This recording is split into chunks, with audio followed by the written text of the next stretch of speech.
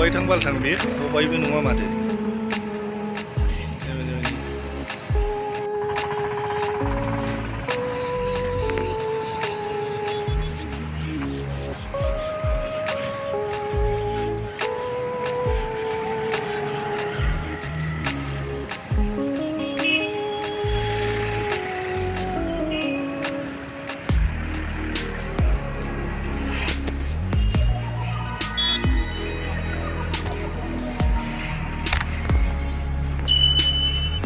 जयन मन्दिराव फैबाय जोङो लोगोफोर नै जयन मन्दिर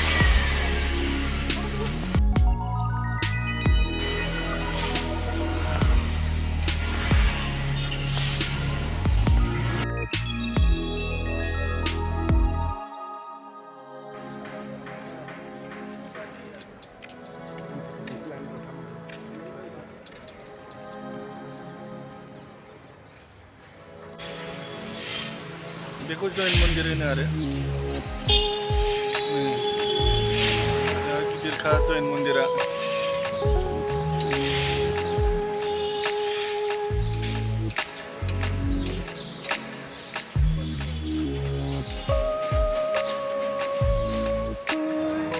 टाउनाव थानानै बानाय मोनबाय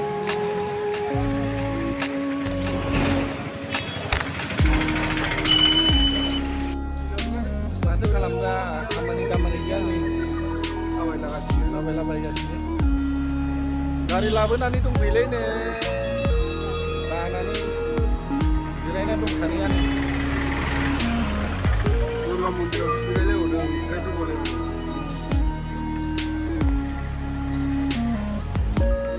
दाउफोराव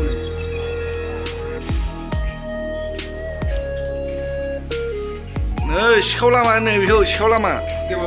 डिमापुरनि डेन्जारखा स्पाइडारमेनासो बेरायो बाहाय नै डेन्जार बुस्थुखा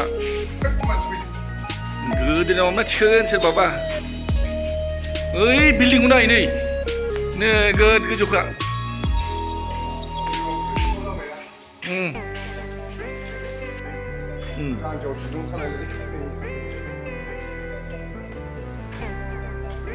बे साखन्द्राया सानसेखालि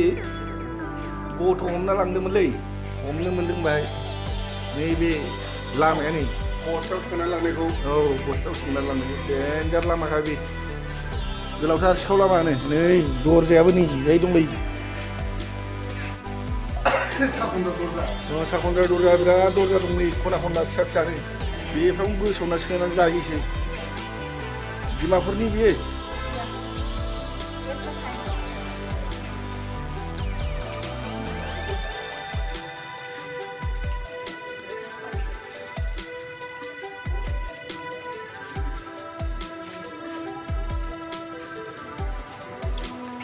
सिखाव लामा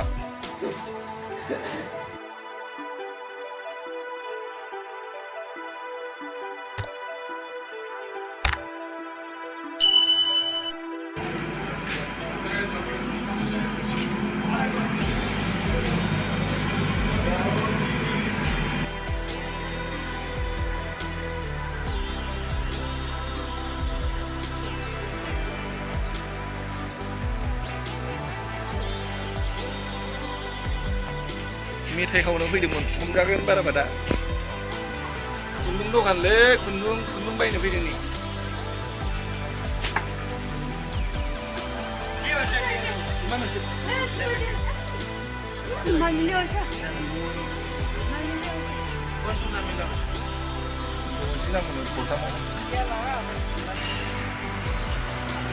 डिमापुर सुपार मार्केट बियो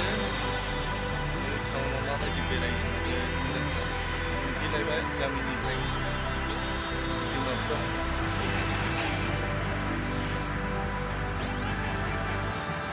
मोजां जायगा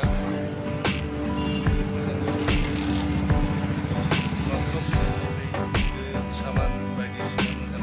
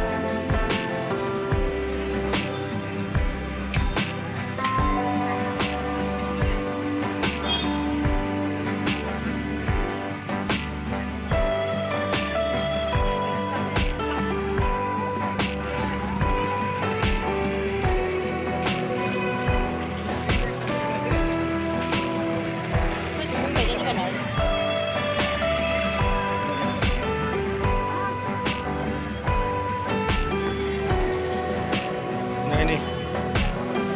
सुला बिराद मोजां मोजां दं